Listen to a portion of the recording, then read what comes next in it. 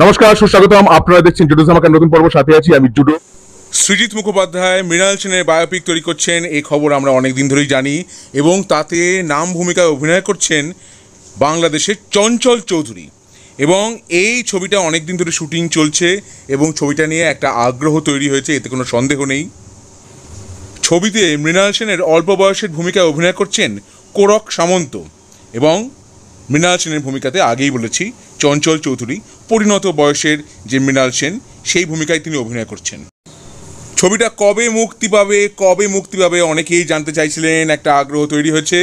এইবার জানা গেল ছবিটির মুক্তির তারিখ। ছবি মুক্তি পাবে 15ই অগস্ট, ভারতে স্বাধীনতা দিবসে। এই ছবিতে অনেক অভিনেতা অভিনেত্রী অভিনয় করছেন, তবে সত্যজিৎ রায়কে কিন্তু এখানে দেখানো হবে এবং সেই ভূমিকায় অভিনয় করছেন জিতু কমল।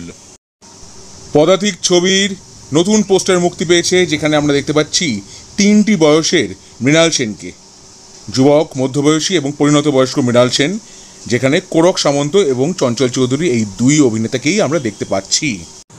তাহলে এই ছিল পদাতিক ছবিটি নিয়ে আমার ছোট্ট ভ্লগ। ভালো লেগে থাকলে অবশ্যই লাইক করুন, শেয়ার করুন, সাবস্ক্রাইব করুন আমার চ্যানেল এবং আমার ফেসবুক পেজ জুডো ধামাকা, সেটাকেও লাইক করুন, ফলো করুন।